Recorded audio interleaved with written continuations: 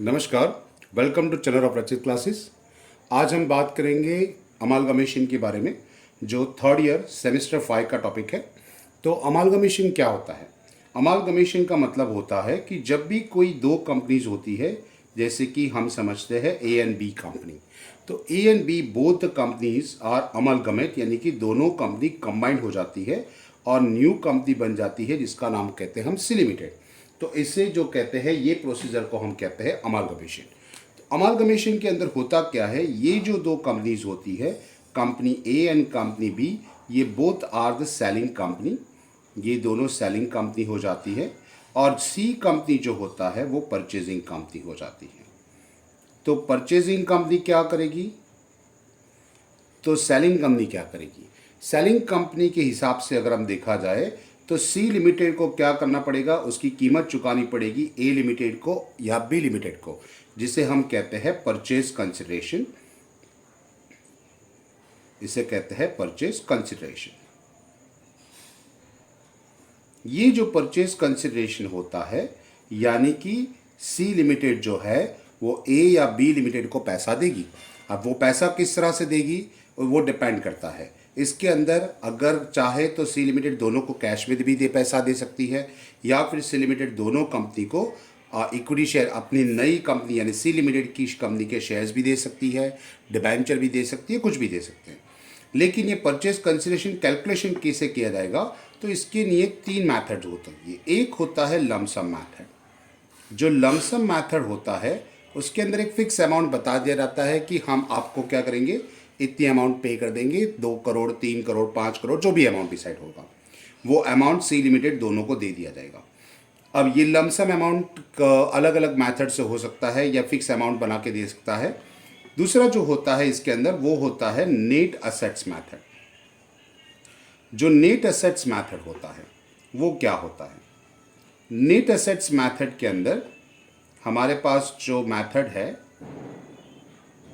वो net assets method के अंदर ये कंपनी दोनों कंपनी की असेट्स ले जाएगी।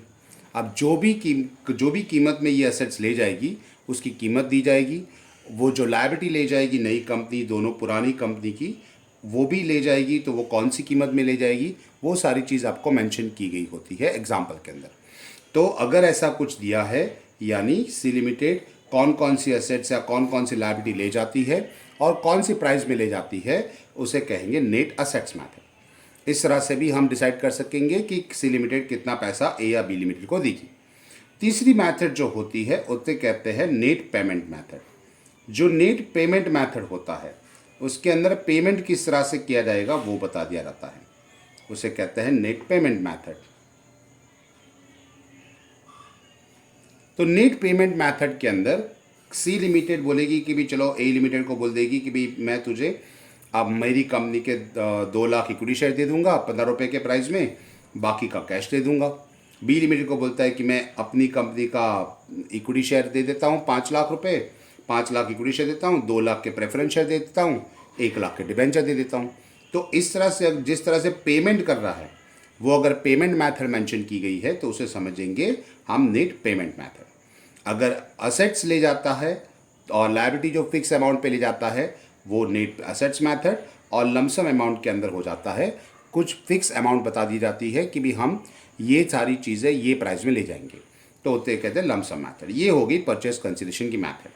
अब बात करेंगे एग्जाम्पल के बारे में, जिसके अंदर हम सबसे पहले करेंगे कि सेलिंग कंपनी अपने अकाउंट्स किस तरह से बनाएगी at the time of amalgamation absorption. Absorption भी इसके साथ ही है और दोनों की जनरल एंट्रीज भी ऑलमोस्ट सेम होती है। तो हम पहले सेलिंग कंपनी के बारे में बताएंगे। तो सेलिंग कंपनी के अंदर क्या होगा, तो सेलिंग कंपनी अपनी जनरल एंट्रीज देगी। एक तो जनरल एंट्रीज होगी और उसके साथ अकाउंट्स बनाए जाएंगे कि भी वो अपने क्लोजिंग अकाउंट्स बनाएगी। बैलेंस शीट नहीं बनेगी क्योंकि वो दोनों कंपनी सेलिंग कंपनी हो जाती है, तो इसके अंदर उसके अकाउंट्स नहीं बनेंगे, उसके बैलेंस शीट नहीं बनेगी, जनरल एंट्रीज एंड अकाउंट्स बनेंगे। परचेजिंग कंपनी के बारे में बता दिया जाए तो परचेजिंग कंपनी अपनी जनरल्स बनाएगी और उसके हमें जनरल के साथ साथ उसके साथ हमें बनाना पड़ेगा उसकी बैलेंस शीट, जो कि नई वाली बैलेंस शीट। अपनी पुरानी बैलेंस शीट के अंदर नई कंपनी के एसेट्स एंड लायबिलिटीज मिला के नई बैलेंस शीट बनानी है। तो अमालगमेशन के चैप्टर के अंदर हमें पहले चीज़ इतना करना है। इसके अंदर और दो चीज़ें हैं जिसे हम कहते हैं एक मर्जर मेथड और दूसरी मेथड जो होती है उसे कहते हैं परचेज मेथड। परचेज मेथड और मर्जर मेथड जो होता है उसके लिए हम अलग से वीडियो बनाएंगे कि किसे हम परचेज मेथड कहेंगे, किसे परचेज मेथड करेंगे, तो उसके बारे में हम नेक्स्ट टाइम डिस्कस करेंगे। अभी फ़िलहाल हम बात कर रहे हैं कि जो सेलिंग कंपनी है वो सेलिंग कंपनी अपने अकाउंट्स किस तरह से बनाएगी। जनरल एंट्रीज आपको याद रखने की ज़रूरत नहीं है, हम बहुत शॉर्टकट बहुत एक छोटी सी मेथड अप्लाई करेंगे जिसमें हम अकाउंट्स बनाएंगे और अकाउंट्स के बिहाफ पे हम जनरल एंट्रीज लिखेंगे। जो अगर आपने अकाउंट्स की एंट्रीज और नोट्स देख लिए तो आपको जनरल एंट्री सही में समझ में आ जाएगा। तो देखते रहिए कि किस तरह से हम अकाउंट्स में एंट्रीज बनाए जाते हैं। तो सबसे पहले हम यहाँ पे सेलिंग कंपनी के लिए बुक्स ऑफ अकाउंट्स रेडी कर रखे हैं। तो ये बुक्स ऑफ अकाउंट्स जो सेलिंग कंपनी के हमारे पास है उसके अंदर हम देखें तो सबसे पहले हम रियलाइजेशन अकाउंट बनाए हुए हैं। In the books of selling company हमें पैसे लिखा रखा है, रियलाइजेशन अकाउंट होता है। इसके अंदर हम सबसे पहले यहाँ पे लिख देंगे कि भी परचेज यानी ये पर्टिकुलर्स यहाँ पे आएगा अमाउंट, पर्टिकुलर अमाउंट। दूसरा जो हम अकाउंट बनाएंगे वो अकाउंट हमारे पास होगा इक्विटी शेयर होल्डर अकाउंट, कि इक्विटी शेयर किस तरह से इक्विटी शेयर होल्डर, पुराने इक्विटी शेयर होल्डर को कैसे मिलेगा। और थर्ड अकाउंट जो हमारे पास होगा वो होगा प्रेफरेंस शेयर अकाउंट। इसके सिवा अलावा हमारे पास दो अकाउंट्स और रहेंगे। जब से पहले अकाउंट्स आएगा परचेजिंग कंपनी का अकाउंट और equity shares of purchasing company, यानी इस तरह से हम कुल मिला के 5 अकाउंट्स बनाएंगे। ओके, तो किस तरह से इसके अंदर एंट्रीज होती है वो मैं आपको बता रहा हूँ। देखते तो शुरुआत करते हैं। सबसे पहले हमारे पास ओल्ड बैलेंस शीट यहाँ पे मिली गई होगी, तो जो ओल्ड बैलेंस शीट दी गई है उसके हिसाब से हमें पहले एंट्रीज करनी है। तो पहले हम पूरा ओल्ड जो बैलेंस शीट है उसको पूरा स्क्रूटिनाइज करेंगे, किस तरह से पूरा निकालेंगे किस तरह से। सबसे पहले हम यहाँ पे सारी असेट्स लिखेंगे बुक वैल्यू पे। तो यहाँ लिखेंगे सन्ड्री एसेट्स, सन्ड्री एसेट्स। यहाँ पे सारी एसेट्स जो आपकी बैलेंस शीट में दी गई है, जो कि टेंजिबल एसेट्स है, इंटेंजिबल एसेट्स है, और या फिर हमारे पास जो और कोई भी करंट एसेट्स है वो भी सारी आ जाएगी। लेकिन फिक्टिशियस एसेट्स इसके अंदर नहीं आएगी, वो मैं आपको बता दूं। फिक्टिशियस एसेट्स इसके अंदर नोट नहीं होता है। ओके, सो वो सारी की सारी जो वैल्यूज़ हम लिखेंगे इसके अंदर वो बुक वैल्यू लिखेंगे, यानी कि हमारे बैलेंस शीट में अगर गुडविल मेंशन किया गया है, डेटर्स है, स्टॉक्स है, प्लांट एंड मशीनरी है, फर्नीचर है, तो सारी एसेट्स यहाँ इनर कॉलम में लिखेंगे, सबकी अमाउंट यहाँ पे लिख देंगे और इसका टोटल हम बाहर निकाल लेंगे। ओके, ये होता ही हमारी सन्ड्री एसेट्स। इसको हम नंबर देते थे नंबर 1। ओके, ये नंबर 1 मैं आपको जनरल एंट्रीज के लिए बताता हूँ। फिलहाल हम अकाउंट्स के एंट्रीज देखते हैं, उसके बाद हम उसको जनरल एंट्रीज में भी देखेंगे। तो सन्ड्री एसेट्स एसेट साइड तो पूरा खाती हो गया। हाँ, अगर कोई फिक्टिशियस एसेट्स रही तो फिक्टिशियस एसेट्स यानी एक्यूमुलेटेड लॉसेस कहला जाता है। वो सारे एक्यूमुलेटेड लॉसेस हम इक्विटी शेयर होल्डर के अकाउंट के अंदर डेबिट साइड लिख देंगे, टू एक्यूमुलेटेड लॉसेस। जो भी एक्यूमुलेटेड लॉसेस होंगे वो सारे लॉसेस यहाँ पे हो जाएंगे डेबिट में। यहाँ पे उसको एंट्री दे देंगे, इसकी एंट्री नंबर कर देते हैं एंट्री नंबर 2। ओके, तो एक्यूमुलेटेड लॉसेस कौन कौन से होता है वो भी बता दूँ मैं आपको। P&L अकाउंट जो होगा असेट साइड के अंदर दिया गया है वो हो सकता है, प्रीलिमिनरी एक्सपेंसेस हो सकता है, discount on issue of share या discount on issue of debenture, establishment expenses, ये सारे जो होते हैं वो सारे एक्यूमुलेटेड लॉसेस कहलाते हैं। वो सारे एक्यूमुलेटेड लॉसेस यहाँ पे नोट किए जाएंगे, यानी हमारी पूरी की पूरी एसेट साइड कंप्लीट होगी। पहले हमने यहाँ पे सारी एसेट्स लिख दी, जो भी एसेट्स हमारे पास थी वो सारी एसेट्स हमने यहाँ पे लिख दी, और उसके बाद एक्यूमुलेटेड लॉसेस हमने यहाँ पे लिख दिए, दोनों एंट्रीज आ गई। अब बात आती है लायबिलिटी साइड्स की। तो लायबिलिटी साइड्स में अंदर सबसे पहले हम इक्विटी शेयर होल्डर अकाउंट दिया गया होगा, तो आप पहले इक्विटी शेयर के अंदर उसको इक्विटी शेयर होल्डर को इक्विटी शेयर दे दीजिए, that is by equity share of जो भी कंपनी है, इक्विटी शेयर अकाउंट लिमिटेड यहाँ लिख देता हूँ, उसकी हम एंट्री दे देंगे एंट्री नंबर 3। हो सकता है इसके साथ प्रेफरेंस शेयर भी हो, अगर प्रेफरेंस शेयर भी है तो प्रेफरेंस शेयर के अंदर हमें उसको एंट्री देनी पड़ेगी। तो प्रेफरेंस शेयर अकाउंट्स के अंदर हम एंट्री दे देंगे यहाँ पे बाय प्रेफरेंस शेयर कैपिटल जो भी प्रेफरेंस शेयर कैपिटल है वो कैपिटल यहाँ पे ली जाएगी। इसको हम एंट्री दे देते हैं 3A, क्योंकि ये कभी कभार नहीं भी होता है, तो 3 और 3A हमने ऐसा कर दिया। इक्विटी शेयर हो गया, रिजर्व्स हो गए, यानी यहाँ पे हो गया। अगर फ्री रिजर्व्स है हमारे पास, जैसे कि कैपिटल रिजर्व हो गया, जनरल रिजर्व हो गया, वर्कमैन कॉम्पनसेशन क्लेम है जिसके ऊपर कोई क्लेम नहीं हुआ है, जैसे call workman compensation fund, investment fluctuation fund, अगर ऐसे कोई भी फ्री रिजर्व्स होते हैं, वो सारे के सारे रिजर्व्स हमें यहाँ पे इक्विटी शेयर होल्डर अकाउंट के अंदर दे देने हैं। It's called by free reserves, जो भी नाम हो उसका।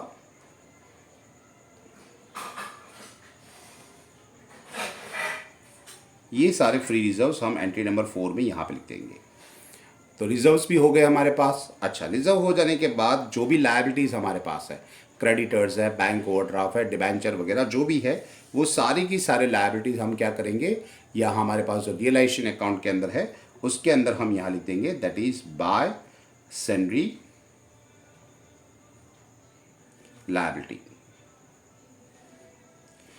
ये की सारी एंट्रीज है यहाँ एंट्री नंबर 5 दे देते हैं कि 5th एंट्री हम यहाँ पे करेंगे सन्ड्री लायबिलिटी की। अगर इस तरह से नंबर से भी याद रखोगे तो आप बहुत आसान तरीके से यहाँ पे एंट्री कर पाओगे। तो एंड तक बने रहिए और पूरा वीडियो देखिए, समझ में आ जाएगा किस तरह से इसका अकाउंट्स बनता है या जनरल एंट्री बनती है। ओके, तो सन्ड्री एसेट्स हो गई। अब समझ लो कि नई वाली जो कंपनी है, जैसे कि हमने एज्यूम किया था कि A limited, B limited selling company है और C लिमिटेड परचेजिंग कंपनी है।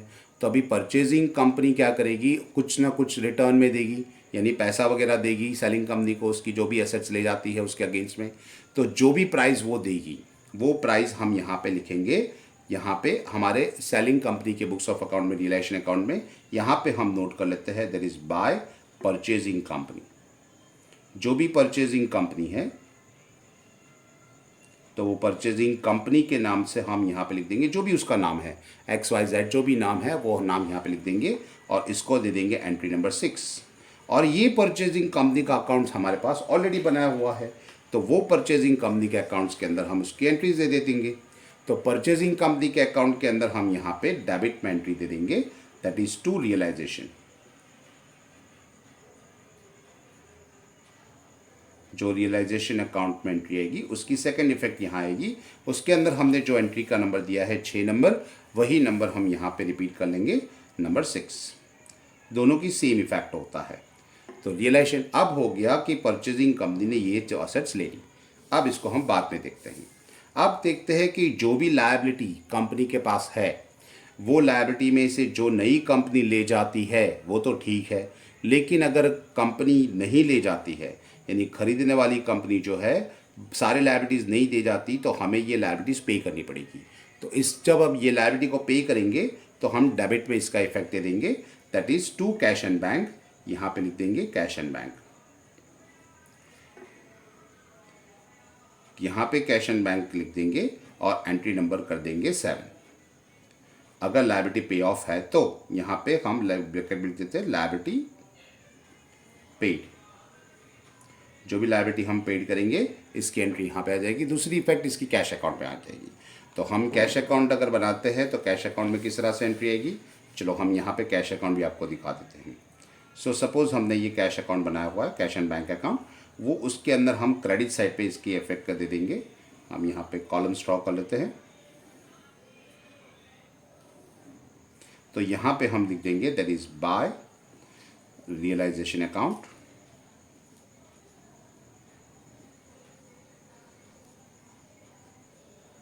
ओके, और एंट्री नंबर जो हमारे पास दिया था नंबर 7, वही नंबर हम यहाँ पे रिपीट कर देंगे, नंबर 7। इसी तरह से ये पॉसिबल है कि हमारी ये जो असेट्स यहाँ पे मेंशन की गई थी रियलाइजेशन अकाउंट में, वो सारी असेट्स भी नहीं ले जा रहा है ना। तो बन सकता है कि ये कोई भी असेट्स हमारे पास अगर बच जाती है तो वो भी हम उसको रियलाइज़ कर लेंगे। तो हम यहाँ पे लिख सकेंगे cash and bank, cash and bank account. इसके अंदर हम क्या करेंगे, असेट्स रियलाइज लिख लेंगे। जो भी असेट्स है हमारे पास, असेट्स रियलाइज, जो भी एसेट्स रियलाइज है उसको हम यहाँ पे लिख देंगे। इसको एंट्री नंबर देते थे 8। ओके, और यहाँ पे कैश एंड बैंक में क्रेडिट साइड लिखा है रियलाइजेशन में, तो हम कैश एंड बैंक अकाउंट के अंदर इसका एंट्री दे देंगे यहाँ पे डेबिट में। तो एंट्री में यहाँ लिखेंगे टू रियलाइजेशन। तो ये जो रियलाइजेशन की सेकंड इफेक्ट आ जाएगी एंट्री नंबर 8। अब बात हो गई, सारी एसेट्स हो गई, सारी लायबिलिटीज़ हमने पे कर दी, है ना। तो अब बात आती है, सबसे पहले हम क्या करेंगे, जो रियलाइजेशन, जो भी कंपनी हमारे पास थी, वो कंपनी हमारे पास परचेजिंग कंपनी की बात करें तो परचेजिंग कंपनी क्या करेगी, जो भी हमने उसे पैसा लेना है वो किस तरह से पेमेंट करेगी। अगर वो कैश एंड बैंक में करती है तो यहाँ पर लिख देंगे कैश एंड बैंक। अगर सामने पैसा देती है परचेजिंग कंपनी की, भी मैं आपको इतना पैसा दे देता हूँ, या फिर बोल देते हैं कि भी नहीं हमारे इक्विटी शेयर दे देता हूँ, that is equity share of new company, that is purchasing company में यहाँ पे पी कंपनी लिख देता हूँ, equity share of P company. बोल सकते हैं कि भी हम आपको इक्विटी नहीं देंगे, हम आपको प्रेफरेंस शेयर देंगे। So preference share of purchasing company, और डिबेंचर हो सकता है तो यहाँ पे by debenture of purchasing company, कुछ भी हो सकता है। तो इसमें से कुछ भी हो सकता है, इसकी कोई भी इफेक्ट यहाँ पे आ सकती है। तो हमारे पास ये जो एंट्री नंबर हमारे पास बन जाता है, लास्ट एंट्री नंबर 8 दिया था, ये कंबाइंड एंट्री सबकी होगी, तो ये होगा नंबर 9। और ये जो इक्विटी शेयर हैं, वो इक्विटी शेयर या जो भी इक्विटी शेयर है वो equity share of purchasing company, हम नेक्स्ट अकाउंट के अंदर हम यहाँ पे लिख देंगे equity share of purchasing company.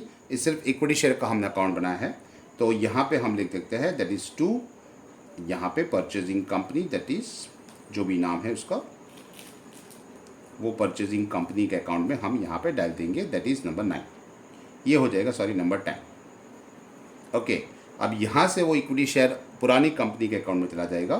सो यहाँ पे लिख देंगे that is by equity share of old company, जो ए लिमिटेड या बी लिमिटेड हमारे पास है, वो इक्विटी शेयर होल्डर अकाउंट, वो हो जाएगी हमारी 11 नंबर की एंट्री। ओके, ये सारी एंट्रीज हमारे पास हो गई। अच्छा, प्रेफरेंस शेयर है तो हम प्रेफरेंस शेयर अकाउंट के अंदर इसको हम ट्रांसफ़र करेंगे। कैश एंड बैंक है तो कैश एंड बैंक को हम कैश एंड बैंक अकाउंट में डाल देंगे, दैट इज़ टू, यहाँ पे वहाँ पे बाय में लिखा था तो यहाँ पे 2 में लिख देंगे, to purchasing company.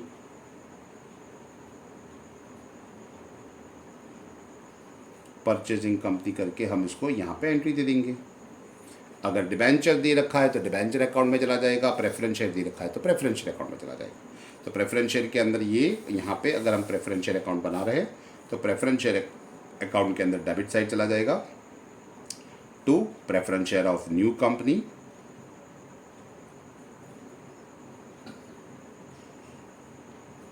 Of new company, that is purchasing company, उसकी भी एंट्री सेम आएगी। तो हमने जो एंट्री नंबर दिया था यहाँ पे एंट्री नंबर 9 की जगह यहाँ पे लास्ट हमने दिया था 12, ये हो जाएगा 13। और यहाँ पे लास्ट में हम यहाँ पे दे देंगे इक्विटी शेयर अगर है तो यहाँ पे equity share of purchasing company, ये हो गया हमारे पास 14। बस ये 14 एंट्रीज़ हमें टोटल देनी है। अच्छा, ये 14 एंट्रीज़ जो हमने एक बार दे दी, तो ये 14 एंट्रीज़ देने के बाद हमने जो भी इफेक्ट दिया था इसके अंदर, उसके हिसाब से हम सबसे पहले क्या करेंगे, सबसे पहले हम रियलाइजेशन अकाउंट क्लोज कर देंगे। रियलाइजेशन अकाउंट के अंदर जो भी बैलेंस बचेगा, सॉरी, रियलाइजेशन अकाउंट क्लोज करने से पहले हमें करना पड़ेगा प्रेफरेंस शेयर अकाउंट। अगर प्रेफरेंस शेयर अकाउंट के अंदर कोई भी डिफरेंस रहता है तो वो सारा डिफरेंस चला जाएगा। जो भी डिफरेंस आएगा टोटल करने के बाद, सपोज़ यहाँ पे जो डिफरेंस आ गया तो हम उसको ले जाएंगे एक रियलाइजेशन अकाउंट में,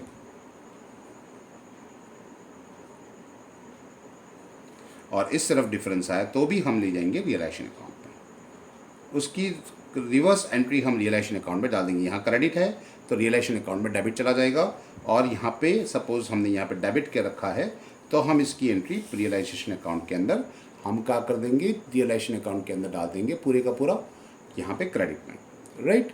तो डेबिट या क्रेडिट में जाएगा, क्रेडिट का डेबिट में चला जाएगा। तो इस तरह से होता है। उसके बाद हम क्या करेंगे, इस अकाउंट को क्लोज करेंगे और जो भी एंट्री यानी जो भी डिफरेंस आएगा वो डिफरेंस हम इक्विटी शेयर होल्डर अकाउंट में डाल देंगे, that is by equity share holder,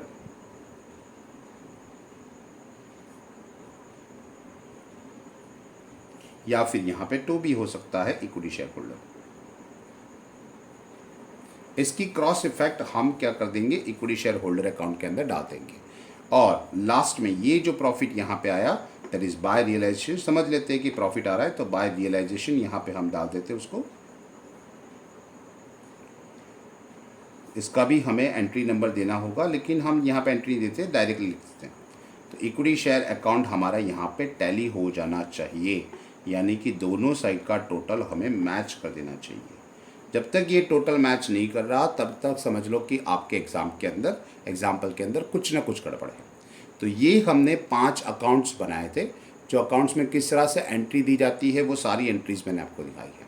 अब नेक्स्ट लेक्चर के अंदर हम क्या करेंगे, ये जो एंट्रीज जो हमने दी थी यहाँ पे नंबर्स भी दिखे हुए हैं, उसके हिसाब से हम इसकी जनरल एंट्रीज करना सीखेंगे। तो नेक्स्ट वीडियो में आप मिलते हैं, तब तक हैव अ गुड डे।